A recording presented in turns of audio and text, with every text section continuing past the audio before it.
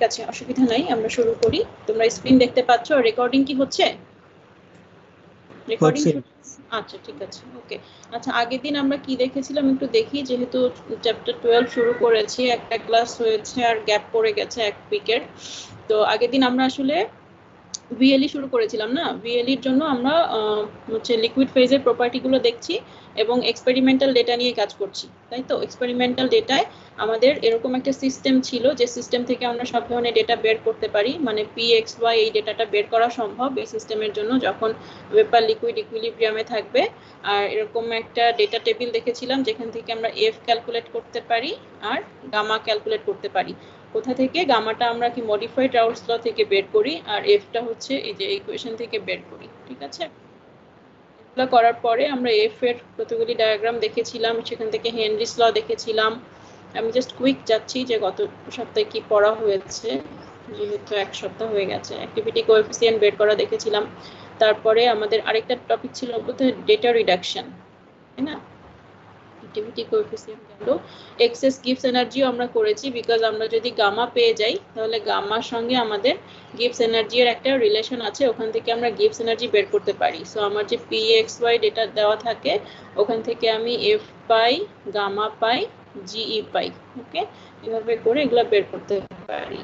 তারপর জি বের করতে গিয়ে আমি আবার কি করেছিলাম, উপরে যে গ্রাফে দেখো একটা স্ট্রেট লাইন পেয়েছিলাম এই প্যারামিটারটার জন্য, তাই না? এই প্যারামিটারটা স্ট্রেট লাইন পাওয়ার পরে এখানে দুইটা কনস্ট্যান্ট পেয়েছিলাম। দুইটা কনস্ট্যান্টের নাম কি ছিল? পরের পৃষ্ঠায় আছে, এখানেও নাই। A12 আর A21 কোথায় আছে দেখি, যাচ্ছে ডেরিভেশন গুলি যাচ্ছে, এই যে এখানে আছে। ডেটা রিডাকশনে গিয়ে আছে যে কেন আমরা স্ট্রেট লাইন ড্র করলাম, তাই তো? ডেটা রিডাকশনে গিয়ে আমরা এরকম দুইটা পেয়েছিলাম, কনস্ট্যান্ট পেয়েছিলাম, কিন্তু কনস্ট্যান্ট দুইটা দেখো একদম 100% পারফেক্ট না, ঠিক আছে? একটু তোমার সবগুলা যে স্ট্রেট লাইনের উপর দিয়ে গেছে তা না, একটু এদিক ওদিক আছে, যেহেতু এটা এক্সপেরিমেন্টাল ডেটা এগুলি। সো কিছু সিস্টেমেটিক এরর আমাদের থাকে। ওখান থেকে আমরা কি পেয়েছিলাম বলো তো? মার্গুলসের ল পেয়েছিলাম, এই যে এই দুটো ইকুয়েশন 12, 10, ঠিক আছে? মার্গুলসের ল পেয়েছিলাম, যে ল এর মাধ্যমে আমরা আসলে কিছুই না, জিই এর ইকুয়েশন থেকে যে কনস্ট্যান্ট পাই A12 A21, ওখান থেকে আমি গামা বের করি। এগুলা হচ্ছে থিওরিটিক্যাল প্রসিডিউর। এই জিই পর্যন্ত আমার কি ছিল বলতো? এক্সপেরিমেন্টাল প্রসিডিউর ছিল, তাই না? PXY ডেটা থেকে আমরা পাই।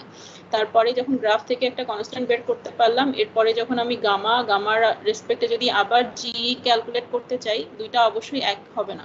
কেন হবে না বলতো? কারণ এটা হচ্ছে থিওরিটিক্যাল হবে, এটা হচ্ছে এক্সপেরিমেন্টাল ছিল, দুইটার মধ্যে পার্থক্য থাকবে বিকজ অফ সিস্টেমেটিক এরর, ঠিক আছে? ওই এররটাই আজকে আমাদের ক্লাসে দেখার কথা, আজকের টপিকে।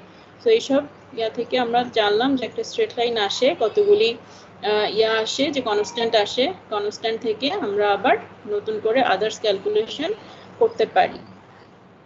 এখানে ওরকম ডেটা টেবিল ছিল, যেটা থেকে আমরা দেখেছিলাম এরকম গ্রাফ। এই গ্রাফটা আবার নেগেটিভ দিকে ছিল, সবসময় যে পজিটিভ দিকে থাকবে তা না, নেগেটিভ দিকেও থাকতে পারে। আচ্ছা ঠিক আছে, তাহলে গত ক্লাসে এই পর্যন্তই ছিল আমাদের। আজকের ক্লাসটা হচ্ছে আমাদের থার্মোডাইনামিক কনসিস্টেন্সি, যেটা আমি বললাম যে এক্সপেরিমেন্টাল ডেটা আর থিওরিটিক্যাল ডেটার মধ্যে যে একটা পার্থক্য আমরা সাধারণত বের করে থাকি। তোমরা ফ্লুইড মেকানিক্স ল্যাবেও করেছিলে, মনে আছে কিনা জানি না, এক্সপেরিমেন্ট 3 তে তোমাদের ফ্রিকশন লস বের করতে হইতো, ওখানে হচ্ছে এক্সপেরিমেন্টাল থিওরিটিক্যাল ওইগুলো কতগুলি ছিল, তাই না? যে পার্থক্য বের করতে হয়, ওই টাইপের একটা ব্যাপার হচ্ছে এখানেও কাজ করে, যে তোমার এই যে এতগুলি ইকুয়েশন আমরা করলাম, আসলে আমাদের রিয়েল লাইফের থেকে এগুলার ভ্যারিয়েশন কতখানি হয়, ওইটা আমরা একটু দেখার চেষ্টা করব আজকে, ঠিক আছে? তো এই যে আমি এতক্ষণ যে কথাগুলি বললাম, সেই কথাগুলি এখানে লেখা আছে, যে আমি একটা PXY ডেটা পাই, সেখান থেকে এফ গামা বের করি এবং গামার রেসপেক্টে জিই পাই, তাই না? জিই এর জন্য যে একটা স্ট্রেট লাইন পাই, এগুলো হচ্ছে সব আমার কি এক্সপেরিমেন্টাল ডেটা। সেখান থেকে আমি একটা কনস্ট্যান্ট পাই স্ট্রেট লাইনের A12 A21, এখান থেকে আমি মার্গুলসের ইকুয়েশন ইউজ করলে গামা পাই। গামা থেকে আবার আমি চাইলে জিই ক্যালকুলেট করতে পারি, তাই না? সেটার ইকুয়েশন কি ছিল মনে আছে? এই যে দেখো নিচে দেওয়া আছে 1192, এই ইকুয়েশনে লন গামা, এটা যদি আমি জানি, একটা ইকুয়েশন ডিরাইভ করতে পারি আমি এটার রেসপেক্টে, যেহেতু সে পার্শিয়াল প্রপার্টি দেখায়, আমরা পড়েছিলাম চ্যাপ্টার 11-এ, সেহেতু আমি এখান থেকে এই জিটা রিভার্স ওয়েতে বের করে নিতে পারি, ঠিক আছে, চাইলে। তো এই যে ডেটাগুলো হবে, এই ডেটাগুলো হবে আমার থিওরিটিক্যাল ডেটা। ওকে, এই দুইটার মধ্যে একটা পার্থক্য থাকে। কেন পার্থক্য থাকে সেটা এখানে বলা আছে, সিস্টেমেটিক এরর। মানে ধরো তোমরা 304 করছো না এই টার্মে করছো নাকি নেক্সট টার্মে মনে হয়। তোমরা কি 31 এ? হ্যালো, কথা শুনতে পাচ্ছো? হ্যাঁ, তোমরা 31 এ আছো। তাহলে 32 তে তোমাদের হিট ট্রান্সফার ল্যাব থাকবে। ওখানে দেখবা যে প্রেসার গজ যেগুলো থাকে, ধরো আমি 5 psi তে স্টিম দেব, কিন্তু ওটা 5 psi আসলে থাকে না, মানে প্রেসারটা ভ্যারি করে। কোনো একটা জায়গায় টেম্পারেচার তুমি ফিক্স রাখতে চাচ্ছ, কোনো একটা ভ্যালুতে, ধরো 50 ডিগ্রি সেলসিয়াস, 100 ডিগ্রি সেলসিয়াস, ওটা ফিক্স থাকে না, ওটা ওঠানামা করে, ঠিক আছে। তো রিয়েল লাইফে যখন আমরা এক্সপেরিমেন্ট করি বা কোনো একটা প্রসেসকে চালাই, বা যে কিছু একটু চেঞ্জ হয়, তুমি কম্পোজিশনগুলো ট্র্যাক করো, ধরো হয়তো তুমি ইয়াতে দিয়ে দেখতেছো, রিফ্রাক্টিভ ইন্ডেক্সের মাধ্যমে দেখতেছো, এটা তো করেছো, বিএলই তে করেছো না, ইয়াতে 302 তে এটার একটা এক্সপেরিমেন্ট করার কথা, যে রিফ্রাক্টোমিটার কিভাবে ইউজ করে। এগুলা ক্ষেত্রে যেসব ম্যানুয়াল এরর হয় ওগুলাকে সিস্টেমেটিক এরর বলে, ঠিক আছে। তো আমরা যখন এক্সপেরিমেন্ট করি, বিভিন্ন রকম সিস্টেমেটিক এরর আমাদের ঢোকে, এবং ওই কারণেই আমাদের থিওরিটিক্যাল ভ্যালু এবং এক্সপেরিমেন্টাল ভ্যালুর জন্য চেঞ্জগুলো আসে, ঠিক আছে, এবং ওখানে কনসিস্টেন্সি এর একটা ব্যাপার থাকে। আচ্ছা, ভালো কথা। এই কোয়েশ্চেনটা আমাদের পরিচিত, দেখো, তাই তো, GE/RT x1 ln gamma 1 x2 ln gamma 2, এটা কোথা থেকে আসে? এই যে এখান থেকে আসে 1195 আগের চ্যাপ্টারের যে আমরা গিভস এনার্জি, এক্সেস গিভস এনার্জি পড়েছিলাম, ওখান থেকে আসে, সামাবিলিটি ল থেকে। তো এটাকে যদি আমি অ্যাস্টারিক্স কেন দিয়েছি, বিকজ এটা হচ্ছে আমার এক্সপেরিমেন্টাল ভ্যালু, ঠিক আছে। আমি গামা বের করার পরে এই ইকুয়েশনটা ইউজ করলে দেখো কম্পোজিশনের রেসপেক্টে সহজেই এটাকে বের করতে পারি, ঠিক আছে। এখন আমি কতগুলি ইকুয়েশন ডিরাইভ করব। কেন ডিরাইভ করব? কারণ আমার হচ্ছে যে এক্সপেরিমেন্টাল তো আমি বের করলাম, যেহেতু এই ভ্যালুগুলো এক্সপেরিমেন্টাল আমি অলরেডি ক্যালকুলেট করতে পেরেছি pxy ডেটা থেকে। এখন এখান থেকে এক্সপেরিমেন্টাল বের করতে পারলাম, কিন্তু আমার থিওরিটিক্যাল ভ্যালুটাও তো লাগবে না? ওটার জন্য আমার কিছু চেঞ্জ করতে হবে। চেঞ্জ করে আমাকে দেখো এই ফরম্যাটে যাইতে হবে, 1192 যেটা, এই ফরম্যাটে যেতে গেলে আমাকে এটাকে n দিয়ে গুণ করতে হবে। n দিয়ে গুণ করার পরে আবার ni দিয়ে এটাকে ডেরিভেশন করতে হবে। ওকে, সেই কাজটাই এখানে করেছে। সরাসরি তো n দিয়ে গুণ করা যায় না, n দিয়ে ডেরিভেশন করেছে, তারপর কতগুলো চেঞ্জ করবে, ঠিক আছে। ডেরিভেশন করলে দেখো এরকম একটা ইকুয়েশন আসবে। ইকুয়েশন আসলে তোমার এই দুইটা ফর্ম, এখানে যে x2 ছিল একে 1 - x1 লিখলে এটা করা যাবে, ঠিক আছে। dx1 এর রেসপেক্টে এটাকে ডেরিভেশন করা যাবে। করলে দেখো এই দুইটাকে তুমি একসাথে এভাবে করে লিখতে পারো। নিচের অংশটা দেখা যায় না টিমসে, এই অংশটাকে এভাবে করে লিখতে পারো যে ln gamma 1 star divided by gamma 2 star, আর এই বাকি দুইটা টার্ম তোমার একসঙ্গে রেখে দেওয়া হয়েছে, যেরকম ছিল ওরকম রেখে দেওয়া হয়েছে, ঠিক আছে। আচ্ছা, এবার দেখো এটা উপরে যে ইকুয়েশনটা দিয়েছি আমি ডান দিকে, এটা হচ্ছে আমার লাস্ট ইকুয়েশন, যেটা আমি গত পেজে দেখে আসলাম। ওকে, তো এটা হচ্ছে আমার এক্সপেরিমেন্টাল ভ্যালু না। আর থিওরিটিক্যাল ভ্যালু এর জন্য একটা ইকুয়েশন আমি অলরেডি জানি, এই চ্যাপ্টারে 12.8 এ এটা এসেছিল।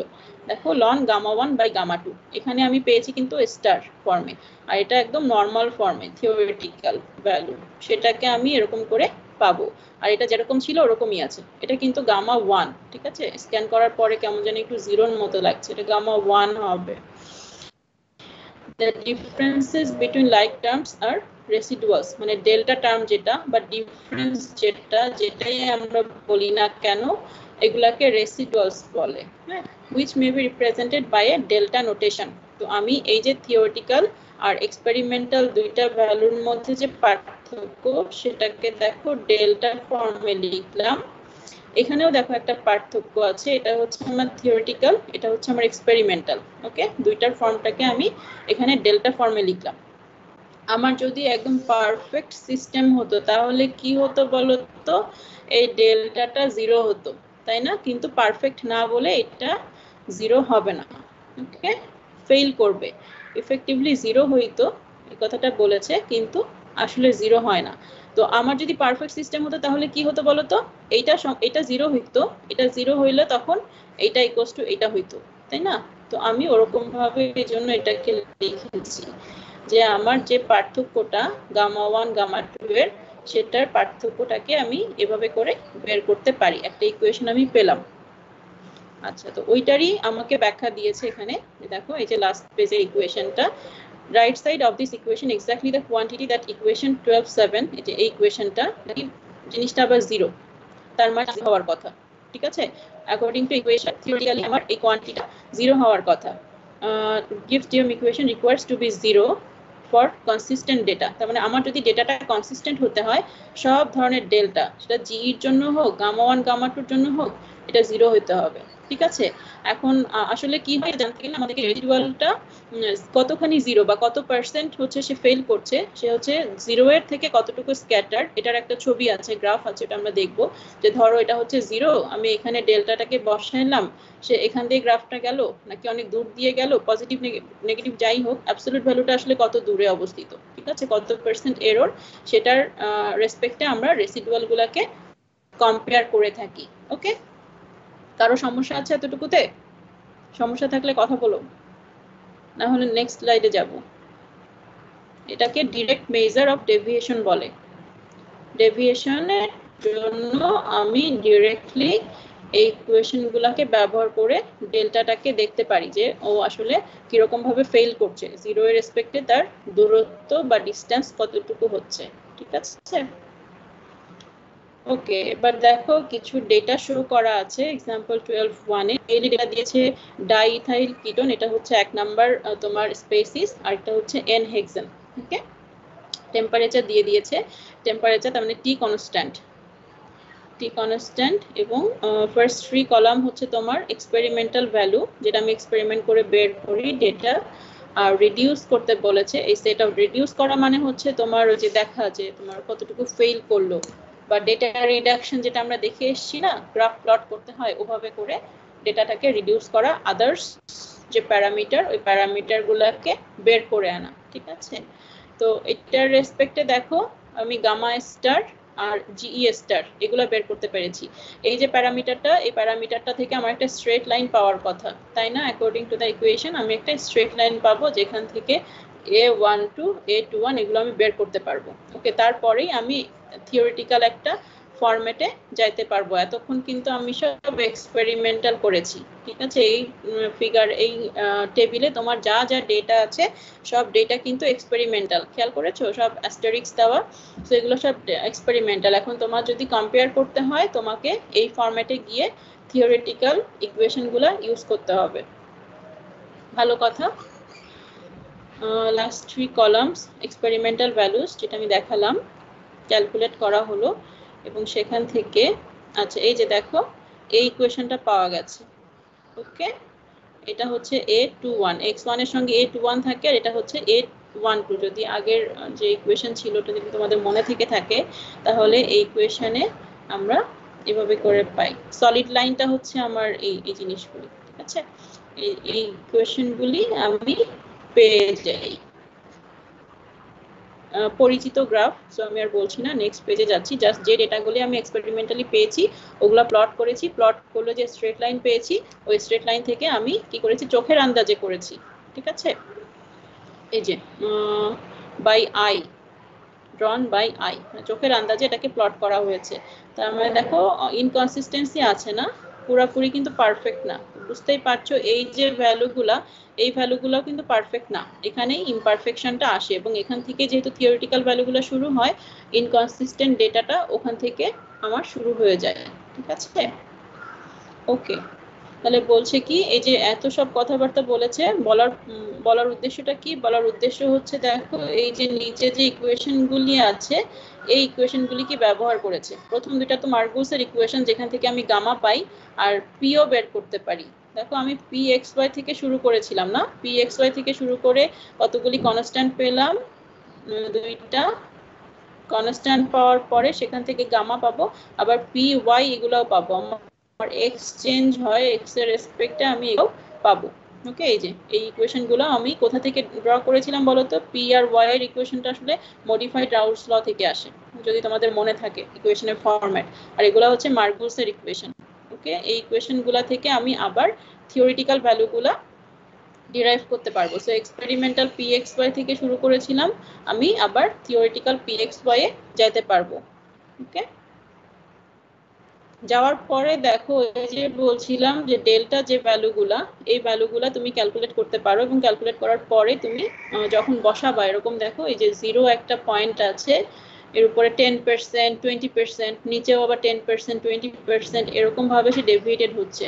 যেটা জিই বাই আরটি ছিল ওর যে ডেল্টা, সেটা দেখো মোটামুটি জিরো এর আশেপাশেই আছে, খুব বেশি দূর দিয়ে কিন্তু যায় নাই। অথচ তুমি গামায়ের ভ্যালুগুলো দেখো সে কতটা ইনকনসিস্টেন্ট, দেখেছো? এটার কিন্তু কনসিস্টেন্সি খুব একটা ভালো আসে নাই। তো এটার একটা ভ্যালু, কতগুলো ভ্যালু দিয়েছে যে কতক্ষণ পর্যন্ত তুমি এটাকে নিবা, বা তুমি কনসিস্টেন্সি টেস্ট করার পরে কোন ভ্যালুটা পর্যন্ত তুমি অ্যাকসেপ্ট করতে পারো। দেখো average absolute values of this residual less than 0.03 যদি হয়, মানে কত পার্সেন্ট? 3%, তাই না? 3% হইলে তুমি হাই ডিগ্রি অফ কনসিস্টেন্সি পাবা, তার মানে তুমি অ্যাকসেপ্ট করবা জিনিসটাকে। তারপরে এটা যদি লেস দ্যান 0.1 হয়, তার মানে 10% যদি হয়, 10% এর মধ্যে, লেস দ্যান 10% এর মধ্যে যদি হয়, probably acceptable, ঠিক আছে? probably acceptable। আর এটা যদি ধরো বলছে কত পার্সেন্ট, এই যে 0.15, মানে 15% এর বিয়ন্ডে যদি চলে যায় তাহলে সিগনিফিক্যান্ট এরর আছে, সেটা বলছে। ওকে, সিগনিফিক্যান্ট এরর এরকমটা বলছে।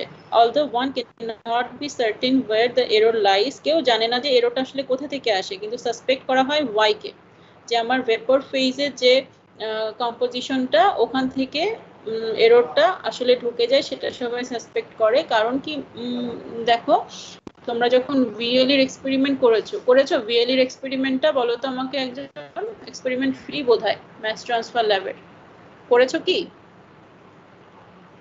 হ্যালো, জি ম্যাম করেছি। আচ্ছা কেউ করেছো? আচ্ছা, তাহলে তোমাদের যদি মনে থেকে থাকে তাহলে ওই যে ইয়াটা ফিগারটা আমরা দেখলাম, যে নিচে লিকুইড আর উপরে হচ্ছে ভ্যাপার থেকে একটা স্যাম্পল আমি কালেক্ট করি, তাই না? স্যাম্পল কালেক্ট করে তারপর ওটাকে রিফ্র্যাক্টিভ ইন্ডেক্সে দিয়ে রিফ্র্যাক্টোমিটার থেকে আমি ভ্যালুটা বের করি, ঠিক কিনা? এরকম, তাই না? এরকম না তোমাদের ইয়াটা, জিনিসটা মনে আছে না নাই? মনে আছে, ওকে, মনে থাকলে ভালো। তো আমি যখন এই যে ওয়াইটা নিচ্ছি, দেখো কত কি করছি, একটা ভ্যাপর ফেজকে আমি কনডেন্স করে তারপর ওকে একটা স্যাম্পল টিউবের মধ্যে নিচ্ছি, টিউবের মধ্যে নিয়ে তারপর আবার আমি রিফ্র্যাক্টোমিটারে দিচ্ছি। রিফ্র্যাক্টোমিটারে দেওয়ার ছবি, ভিডিওটা কি দেখেছো যে কিভাবে রিফ্র্যাক্টোমিটারের মধ্যে দিতে হয়? একটা গ্লাসের উপরে আয়না টাইপ জিনিসের মধ্যে এটা দেখানো হয়েছিল ক্লাসে।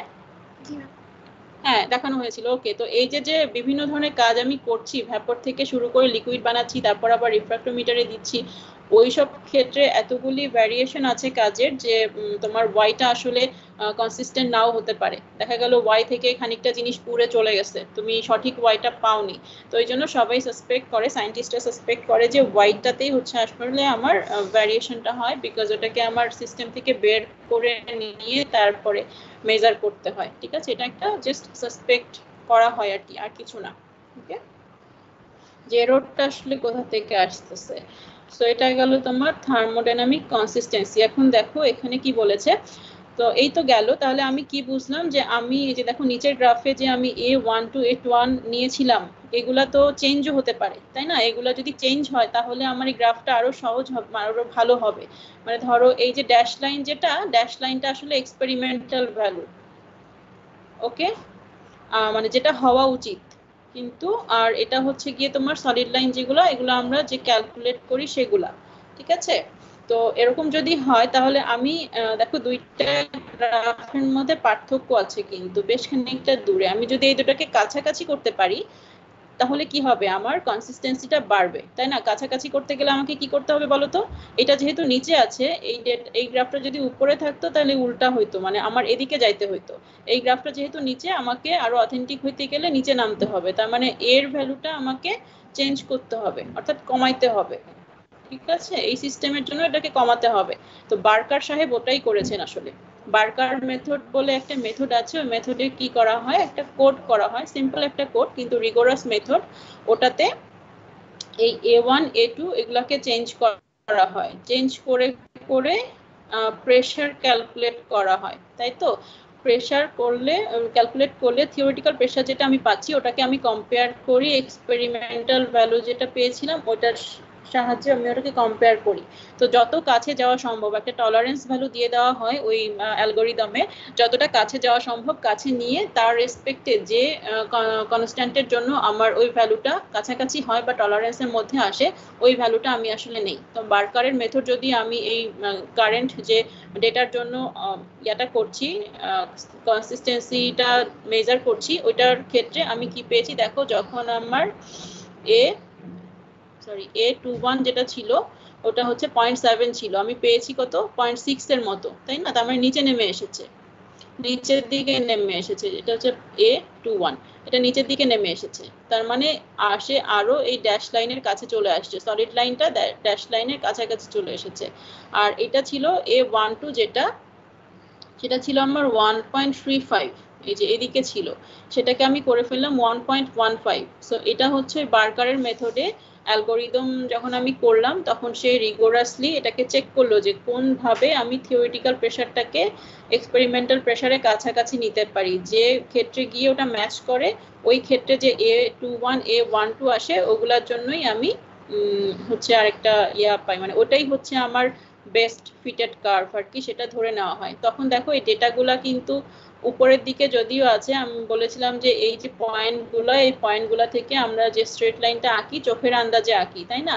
কিন্তু চোখের আন্দাজে আর হইল না, কি হলো লাইনটা তখন নিচের দিকে নেমে আসলো।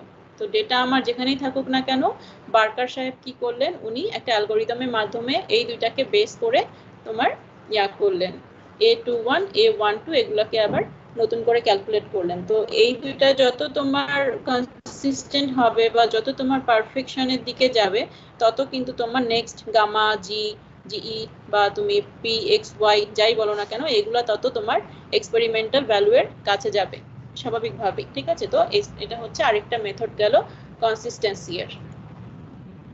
আচ্ছা, এবার দেখো কতগুলি গ্রাফ আছে এখানে, আসলে একটু দেখলেই হয় যদি শুধু ছবিগুলো দেখা। প্রথম যে গ্রাফটা লেফট সাইডে, এই গ্রাফটা হচ্ছে এক্সেস প্রপার্টি এর গ্রাফ ছিল চ্যাপ্টার 11 এ একদম লাস্টের দিকে আমরা এই গ্রাফটা পেয়েছিলাম, যদি তোমাদের মনে থেকে থাকে। কয়টা সিস্টেমের জন্য? 6টা সিস্টেমের জন্য। এই 6টা সিস্টেম আমার নিচের দিকে এখানে বলা আছে, দেখেছো? এ থেকে এফ পর্যন্ত সিমিলার সিস্টেমের জন্য আমি চ্যাপ্টার 12 এ এসে তো এই গ্রাফগুলো এঁকেছি। কার জন্য এঁকেছি? লন গামা 1 লন গামা 2 এর জন্য এঁকেছি। তো এটারও কতগুলি প্রপার্টি আছে, এই প্রপার্টিগুলো এখানে বলা আছে, ঠিক আছে? যেমন দেখো নিচে আমি দেখাচ্ছি যে এক্স আই যদি 1 হয় তাহলে লন গামা এইটা 0 দিকে যায়। দেখো প্রথম গ্রাফে যদি দেখো এই যে এখানে আর এখানে যখনই পিওর স্পেসিস হয় তখন আমার লন অ্যাক্টিভিটি কোএফিসিয়েন্ট যেটা সেটার ভ্যালু 0 হয়, বিকজ অ্যাক্টিভিটি কোএফিসিয়েন্ট তখন 1 হয়, তাই তো? এইটাই হচ্ছে কথা। আর এগুলার যখন হচ্ছে আমার জিইটা নেগেটিভ, দেখো এই যে বাম দিকে 3 নাম্বার গ্রাফে আমার জিইটা নেগেটিভ ছিল, 0 থেকে নিচের দিকে ছিল। এখানেও দেখো gamma 1 ln gamma 1 ln gamma 2 এগুলো আমরা নেগেটিভ পেয়েছি, 0 থেকে নিচের দিকে পেয়েছি, ঠিক আছে? তো এরকম কতগুলি ফিচার আছে, আর এক একটা গ্রাফ দেখতে আসলে এক এক রকম। এখানে দেখো এটা আবার এরকম হয়েছে। তো এখানে এটা কি ছিল? জিইটা ছিল আমার এরকম, এই গ্রাফটা ছিল। তো এক একটা এক এক রকম হয়, এটা ডিপেন্ড করে যে প্রপার্টির উপর বা নেচারের উপর। এগুলো আগে থেকে বোঝা যায় না, এক্সপেরিমেন্ট করলে বোঝা যায় বা গ্রাফ ড্র করার পরে বোঝা যায়, ঠিক আছে? তো এটা ছিল তোমার লন গামা 1 গামা 2 এর বিভিন্ন রকম ছবি। এখানে একটা জিনিস খেয়াল করো যেটা আমাদের নেক্সটে লাগবে, যে কোনো গ্রাফে দেখো আমাদের ডাইলুটেড ভ্যালু যেটা, যেমন এটা হচ্ছে লন গামা 2 ইনফিনিটি, তাই না? আর এটা হচ্ছে না সরি গামা 1 এখানে না, ঠিকই আছে, গামা 2 ইনফিনিটি।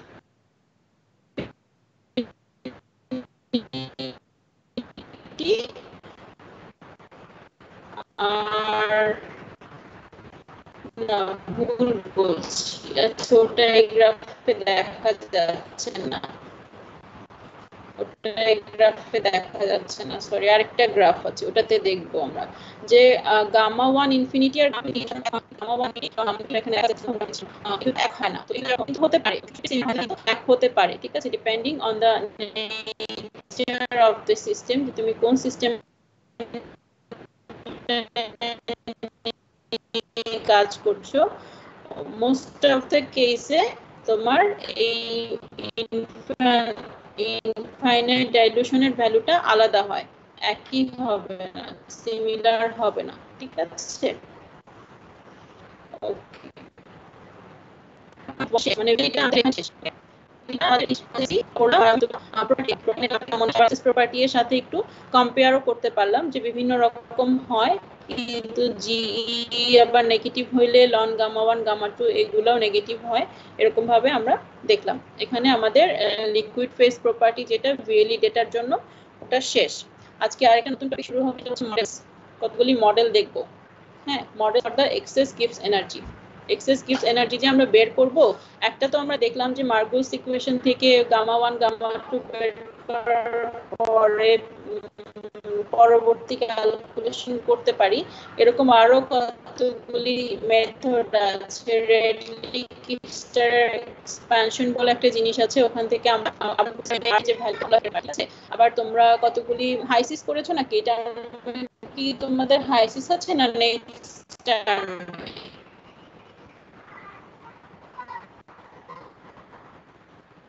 হ্যালো,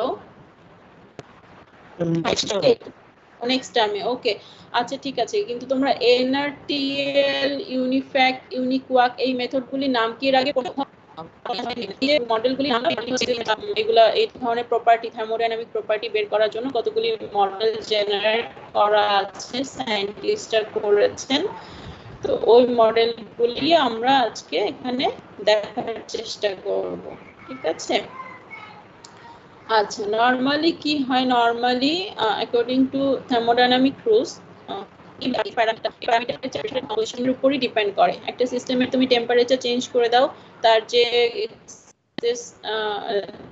যে গিভস এনার্জি ওটা চেঞ্জ হয়ে যাবে।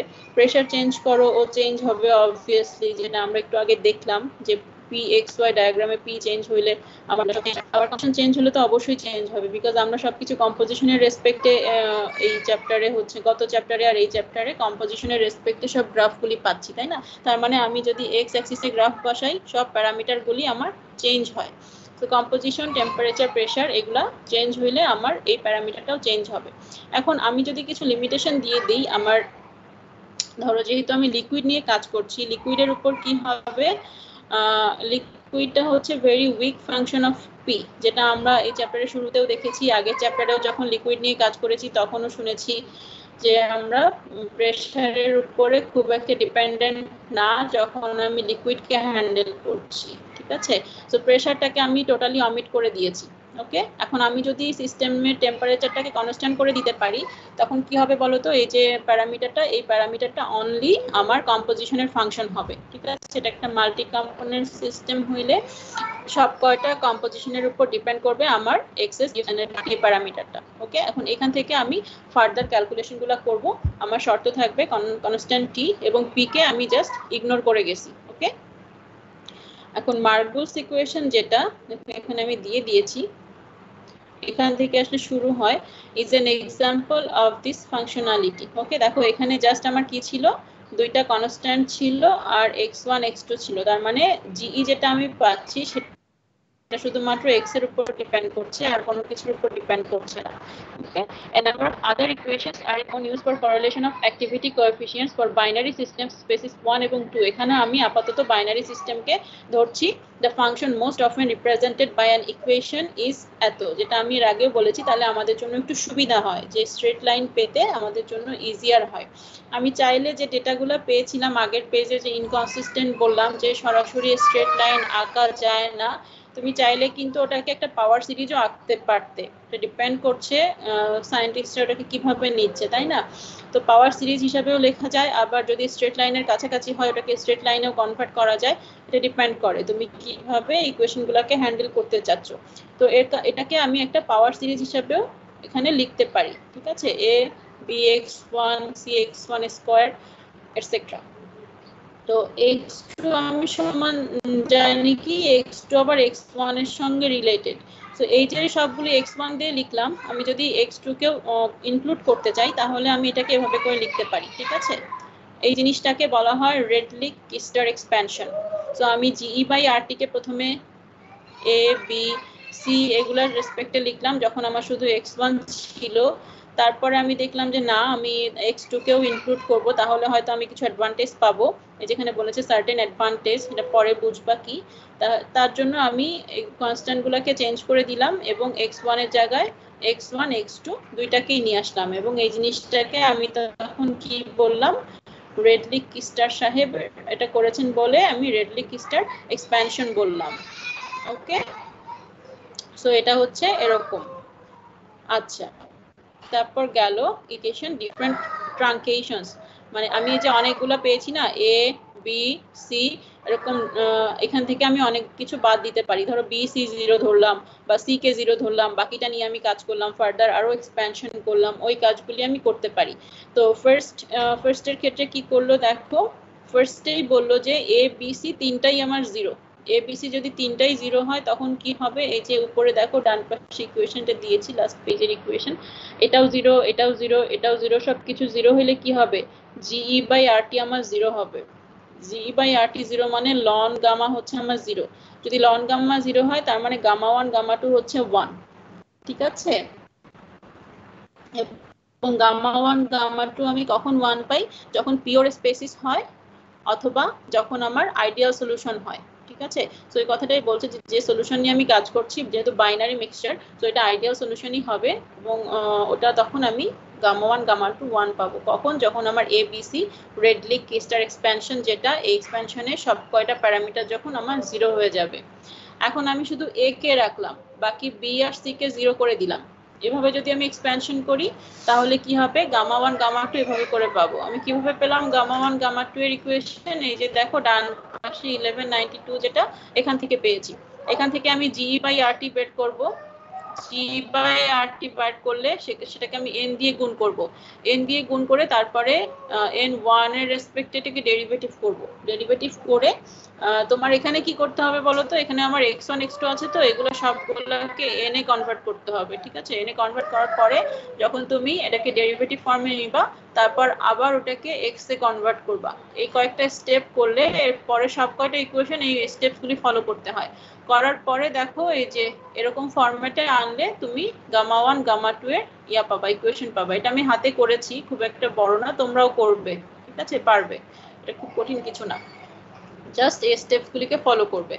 আচ্ছা, সিমেট্রিক্যাল নেচার, দেখো এই নেচারগুলি সিমেট্রিক্যাল হবে। সিমেট্রিক্যাল বলতে তোমার গামা 1 তুমি যেটা পাবা, গামা 2 তার সিমেট্রিক্যাল কিছু একটা পাবা। এখানে যদি x2 পাও, এখানে x1 পাবা, ঠিক আছে। তো একটা ডেরিভেশন করলে তুমি বাকি ডেরিভেশনটা সিমিলারলি এটা লিখে দিতে পারো। ওকে, ইনফাইনাইট ডাইলুশন ভ্যালু কি হবে, এই যে গামা 1 ইনফিনিটি গামা 2 ইনফিনিটি, তখন এদের ভ্যালু হবে a। ওকে, ভালো কথা। সি যদি আমার 0 হয়, এখন ধরো আমি এ আর বি দুটাই নিচ্ছি, এতক্ষণ আমার কি ছিল, শুধু এ ছিল। এখন আমি এ এর সাথে বি কেও ঢুকাচ্ছি, ঢুকাইলে পরে এটাকে আমি স্ট্রেট লাইন ইকুয়েশনের মতো করে লিখলাম। x2 কে আমি কনভার্ট করে দিলাম, কনভার্ট করে y mx plus c এই ফরম্যাটে আমি নিয়ে আসলাম ইকুয়েশনটাকে, ঠিক আছে।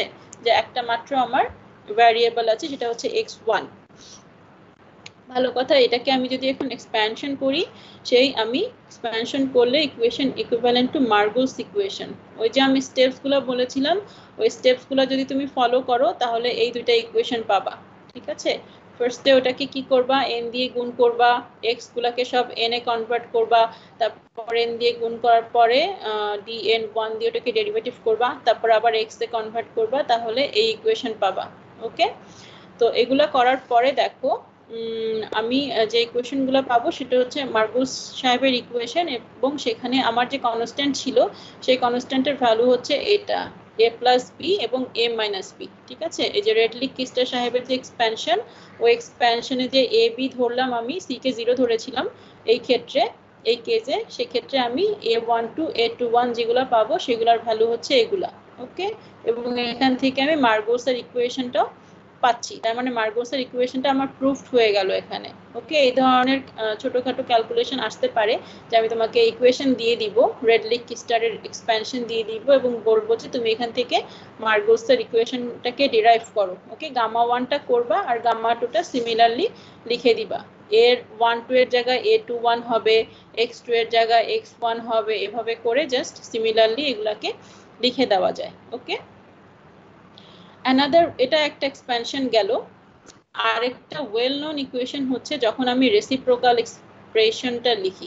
রেসিপ্রোকাল লিখলে কিছু অ্যাডভান্টেজ আছে, সেটাও দেখি আমরা। রেসিপ্রোকাল মানে হচ্ছে জাস্ট এই প্যারামিটারটাকে আমি উল্টায় দিলাম, ঠিক আছে, জিই বাই আরটি, ওই যে জিনিসটা ছিল ডিভাইড বাই x1 x2, এটার আমি ইনভার্সটা নিচ্ছি। ওকে, ইনভার্স নিলে দেখো প্রত্যেকটা এখানেও সি সি রেসিপ্রোকাল যেটা, ওটাকে 0 ধরেছি, এ প্রাইম বি প্রাইম রেখেছি। ওকে, x1 x2 ছিল ওরকমই আছে। সিমিলার ওয়েতে আমি এটাকে লিনিয়ার ফর্মে লিখেছি y = mx + c। তারপর এভাবে করে আমি এগুলোকে ক্যালকুলেশন করছি। ওকে, ক্যালকুলেশন করলে দেখো এই যে সব ভ্যালুগুলোকে x1 x2 করে করে আমি x1 এখানে কি করেছি, x1 আর x2 কে আলাদা করেছি। ওকে, x1 আর x2 কে আলাদা করে এটাকে আমি এখন এই যে দেখো আমার যে মার্গুসের ইকুয়েশনের যে একটা ফরম্যাট ছিল ওটাকে লিখেছি, কিন্তু রেসিপ্রোকাল ফর্মে লিখেছি। দেখো উপরে যেটা আছে সেটা আমার স্বাভাবিক ফর্মে আছে a21, আর যখন আমি রেসিপ্রোকাল এক্সপ্রেশনে গেলাম তখন কি করেছি, এটাকে a21 এর প্রাইম হবে আমার এই সিস্টেমের জন্য, কারণ এখানে কোনো স্বাভাবিক নাই, এ বি এগুলা নাই, যেগুলো আছে প্রাইম ফর্মে আছে, এবং এটার রেসিপ্রোকাল নিয়েছি। ঠিক আছে, তো এটা মাথায় রাখবা, রেসিপ্রোকাল নিলাম, আর মাইনাসটাকে a12 এর রেসিপ্রোকাল নিলাম প্রাইমের। নেওয়ার পরে এগুলাকে যখন আমি এই ইকুয়েশনে বসাবো, ঠিক আছে, এই ইকুয়েশনে বসানোর পরে আমি এরকম একটা ফরম্যাট পাবো। ওকে, দেখা যাচ্ছে না ইকুয়েশনটা পুরোপুরি টিমসের কারণে, এরকম একটা ফরম্যাট পাবো। এই লাস্ট পেজের ইকুয়েশনটা আমি এখানে দিয়েছি। ওকে, এই যে রেসিপ্রোকাল ফরম্যাটে ছিল, এবং আমি এগুলাকে ইন্ট্রোডিউস করলাম, তারপরে ডিনোমিনেটর আর নিউমারেটর এই দুটাকে আলাদা করলাম, বিকজ আমাকে এটা উল্টাতে হবে। ঠিক আছে, এটা তো আমার অলরেডি ইনভার্স ফর্মে আছে, উল্টায় দিলে আমি স্বাভাবিক ফর্মটা পাবো। তো আমি এরকম প্লাস ফর্মে রাখবো না, এটাকে আমি ইয়াতে ভাগ করে দিলাম, মানে যোগ বিয়োগ করে একটা নিউমারেটর পেলাম আর একটা ডেনোমিনেটর পেলাম, লব হর পেলাম। ঠিক আছে, এরপর এটাকে জাস্ট উল্টায় দেওয়া হয়েছে। দেখো এই ইকুয়েশনে এই ইকুয়েশনটাকে ইনভার্স করা হয়েছে, করলে আমি এরকম কিছু একটা পাচ্ছি। এরপর যদি তুমি এটাকে ওই স্টেপসগুলি ফলো করো, যে এক্স থেকে তুমি এন এ কনভার্ট করলা, তারপরে এন দিয়ে মাল্টিপ্লাই করলা, তারপরে dn1 দিয়ে এটাকে ডেরিভেটিভ করলা, এবং আবার তুমি এক্স এ কনভার্ট করলা এন থেকে, তাহলে তুমি গামা 1 গামা 2 এর এই ইকুয়েশনগুলো পাবা। ঠিক আছে, আচ্ছা ভালো কথা। এই ইকুয়েশনগুলো পাওয়ার পরে দেখো এদের একটা নাম দেওয়া হয়েছে, এদের নাম হচ্ছে ভ্যান লার ইকুয়েশন। ওকে, তার মানে আমরা রেডলিক-কিস্টার এক্সপ্যানশন থেকে শুরু করেছিলাম। রেডলিক-কিস্টার এক্সপ্যানশনে কি ছিল, এ বি সি এগুলো ছিল। ফার্স্টে আমি এ নিয়েছিলাম, তারপরে এ বি নিয়েছিলাম, আর এ বি নেওয়ার পরে আমি কি পেয়েছিলাম বলতো, মার্গুসের ইকুয়েশন পেয়েছিলাম না, এটা একটা করলাম। আরেকটা হচ্ছে রেসিপ্রোকাল করলাম। রেসিপ্রোকাল করলে আমি যেটা পেলাম, সেখানে আমি এ প্রাইম বি প্রাইম এগুলোকে নিয়েছিলাম, এবং আমি যেটা পেলাম সেটা হচ্ছে ভ্যান লার ইকুয়েশন। ওকে, সো এই তিন ধরনের ডেরিভেশন আমরা দেখলাম কোথা থেকে, রেডলিক-কিস্টার এক্সপ্যানশন থেকে, এবং কতগুলি কনস্ট্যান্ট ধরে আমি y = mx + c ওই ফরম্যাটে ফেলে চেষ্টা করলাম যে কতগুলি মডেল বের করা যায় কিনা। তাহলে আমার মার্গুস ইকুয়েশন একটা মডেল, ভ্যান লার ইকুয়েশন একটা মডেল, আরো কতগুলি মডেল আছে, এটা হচ্ছে লোকাল কম্পোজিশন মডেল, এটা পরে আসতেছে। ঠিক আছে, একটু আগে যে NRTL ইউনিফ্যাক ইউনিকোয়াক বললাম, এটা এর পরে আছে। আচ্ছা ভালো কথা, তো ওই কথাগুলি এখানে বলেছে যে ভ্যান লার ইকুয়েশন, এবং এখানে হচ্ছে আমার টেম্পারেচার ডিপেন্ডেন্সটা আমি কি ধরেছিলাম বলতো, কনস্ট্যান্ট ধরেছিলাম, তাই তো, কিন্তু বলছে যে অ্যাডহক বেসিসে ওটাকেও অ্যাড করা যায়, মানে তুমি টেম্পারেচার চেঞ্জ করেও এই ইকুয়েশনগুলোকে ইউজ করতে পারবা, কিন্তু এটার একটা লিমিটেশন হচ্ছে এটা বাইনারি সিস্টেমের জন্য কাজ করবে। মানে এখানে দেখো তুমি কনস্ট্যান্ট গুলার দিকে যদি তাকাও, তাহলে বুঝবা যে এখানে x1 x2 ছাড়া xn যেটা, ওটা আসলে এখানে বসানোর সিস্টেম নাই। কেন? কারণ রেডলিক-কিস্টার সাহেবের ইকুয়েশনই ছিল a + b x1 - x2। Plus C এটার স্কোয়ার প্লাস যদি ডি থাকতো এটার কিউব, একটা পাওয়ার সিরিজ ছিল তাই না, কিন্তু পাওয়ার সিরিজটা কার ছিল, x1 x2 এর ছিল। সো এখানে তোমার xn ঢোকার কোনো চান্সই নাই। দ্যাট মিন্স তুমি মাল্টি কম্পোনেন্ট সিস্টেম হইলে এই ইকুয়েশনগুলোকে ইউজ করতে পারবা না, এই মডেলগুলোকে ইউজ করতে পারবা না। কেউ কিছু বলবা?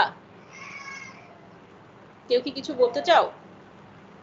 আচ্ছা ঠিক আছে, তাহলে এটা হচ্ছে আমার বাইনারি সিস্টেমের জন্য, কিন্তু তার গ্রেট ফ্লেক্সিবিলিটি আছে। তোমার যে কোনো বাইনারি সিস্টেমের জন্য তুমি এটাকে ইউজ করতে পারো, কিন্তু মাল্টি কম্পোনেন্ট সিস্টেম হলে সে তখন ওখানে আর কাজ করতে পারে না, ফেল করে যায়। ঠিক আছে, এই যে fail to admit a rational basis for extension to multi component system. Multi component system হলে আমি ইউজ করতে পারবো না, কিন্তু বাইনারি সিস্টেমের জন্য ও খুব ভালো কাজ করে, মোটামুটি পারফেক্ট একটা ওয়েতে সে ভ্যালুগুলো আমাকে দেয়।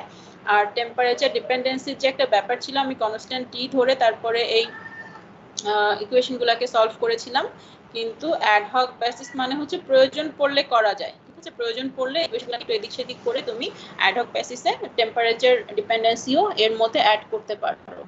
ঠিক আছে, এই পর্যন্ত কারো কোনো সমস্যা আছে? সমস্যা না থাকলে নেক্সট স্লাইডে যাই।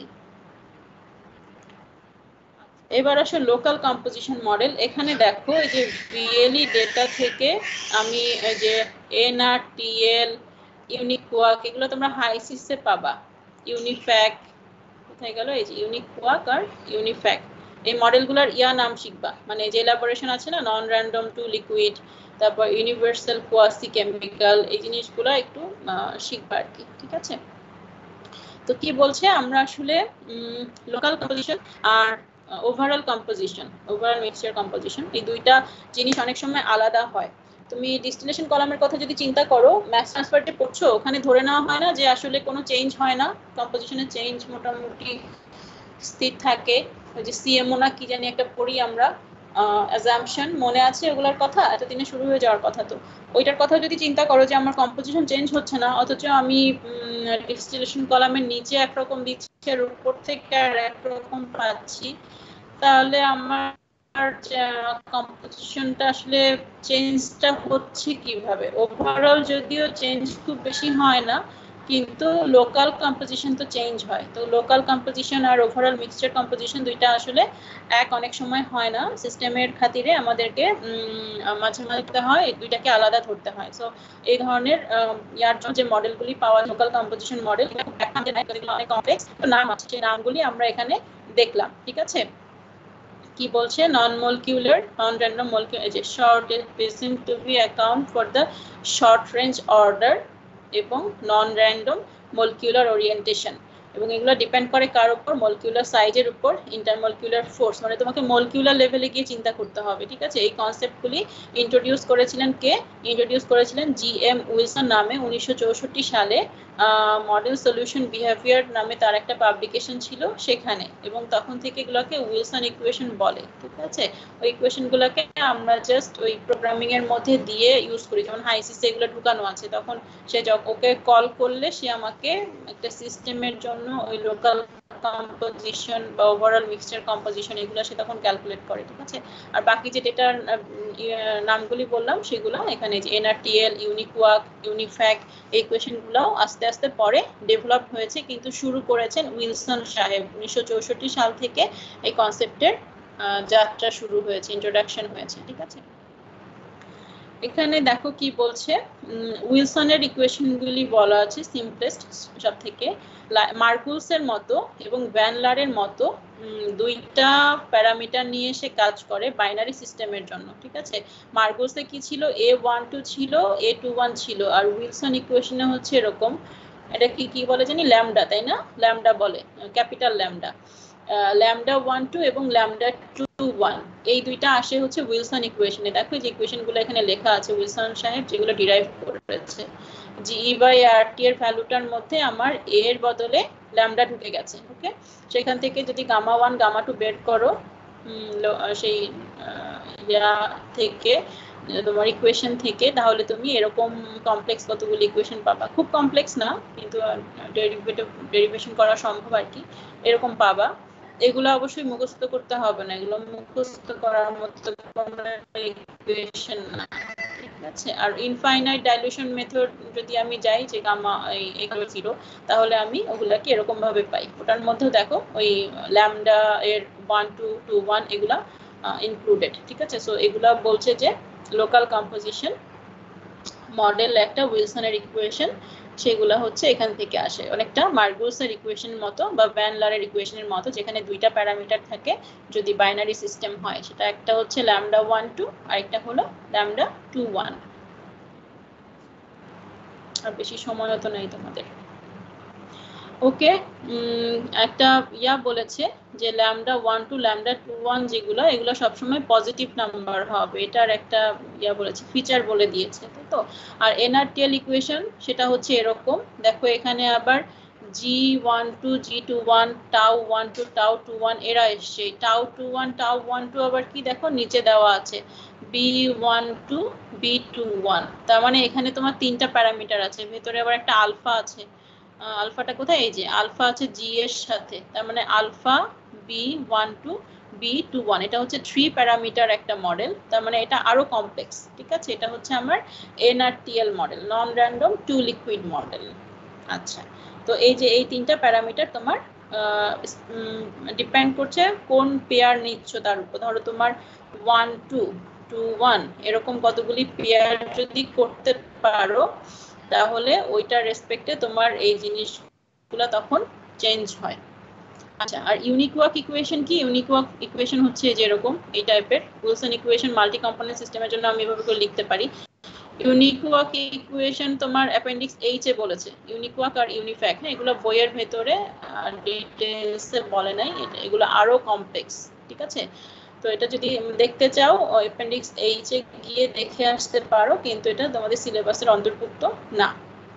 ওকে, লোকাল কম্পোজিশন মডেলের লিমিটেড ফ্লেক্সিবিলিটি আছে fitting data, but they are adequate for most engineering purpose. আমরা রিয়েল লাইফে যতগুলি ইঞ্জিনিয়ারিং হ্যান্ডেল করি, সিস্টেম হ্যান্ডেল করি, তার মোস্ট অফ দেম আমরা উইলসনের ইকুয়েশন দ্বারা বা এই লোকাল কম্পোজিশন মডেল যেগুলি বলা হলো এগুলোর দ্বারা ফিট করা সম্ভব।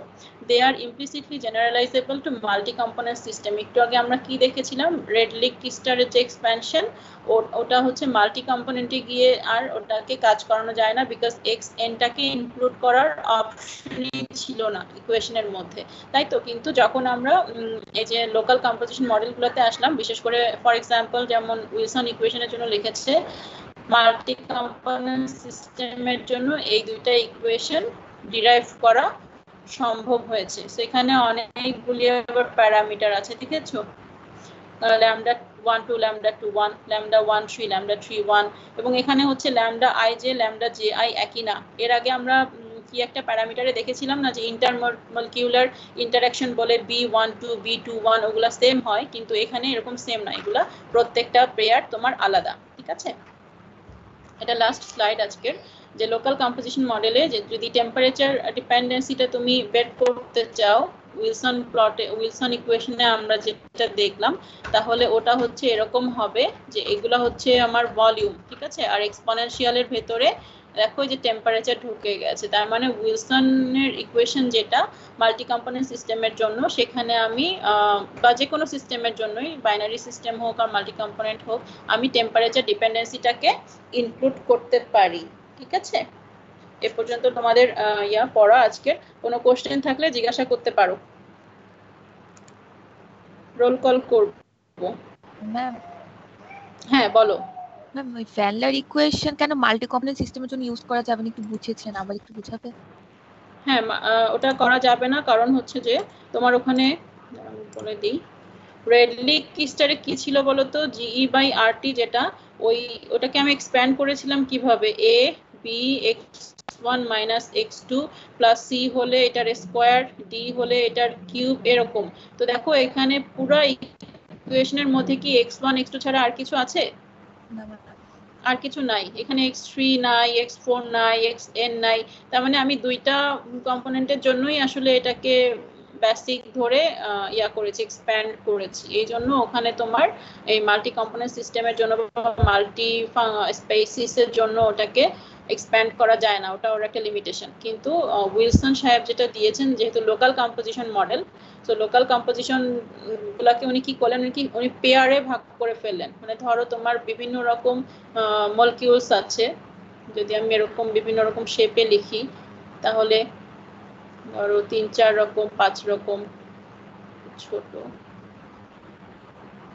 এরকম যদি থাকে, তো উনি কি করলেন, লোকাল কম্পোজিশনে লোকাল পেয়ারে ভাগ করে ফেললেন। ঠিক আছে, যে 2 রকম করে নিয়ে উনি এখানে অবশ্য 3 রকম ঢুকে গেছে, মনে করো এটা বড়।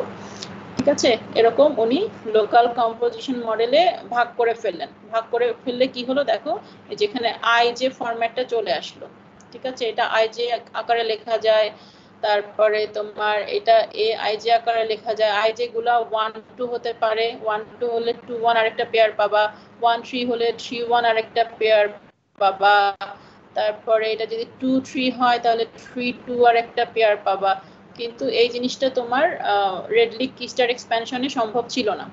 ঠিক আছে, এই জন্য রেডলিক কিস্টার এক্সপ্যানশনটা তোমার মাল্টি কম্পোনেন্টের জন্য পসিবল না। কিন্তু উইলসন সাহেব যখন লোকাল কম্পোজিশনে ভাগ করে ফেললো, তখন এই পেয়ারগুলির জন্য উনি মাল্টি কম্পোনেন্টে এটাকে এক্সপ্যান্ড করতে পারলো। এই আর কিছু না। ঠিক আছে, আর কোনো কোশ্চেন? রোল কল করতে হবে, বিকজ তোমাদের যেহেতু ভিডিও অন করার টাইম আমি পাই না, নির্দেশ ছিল বুয়েট কর্তৃপক্ষ থেকে যে করতে হবে, কিন্তু ওটা সম্ভব হয় না। অ্যাটলিস্ট রোল কল তো আমাকে করতেই হবে। তোমাদের ইয়াগুলি আমি পেয়েছি, কি বলে, ফিডব্যাকগুলি আমি পেয়েছি, 51টা ফিডব্যাক ছিল মনে হয়। তো যারা দিয়েছো তাদেরকে লটস অফ থ্যাঙ্কস, আর যারা দাও নাই তারা চেষ্টা করবা পরে যদি কোনো এরকম ফিডব্যাক নেওয়া হয়, আমি নেই বা অন্য কোনো টিচার নেয়, ওটা একটু দেওয়ার চেষ্টা করবা। এটা অফ হচ্ছে না কেন? আচ্ছা, তাহলে সুবিধা হয় আর কি। তোমাদের একজনের কমেন্ট ছিল, কমেন্টগুলো আমি পড়েছি কিন্তু এখনো কম্পাইল করতে পারিনি।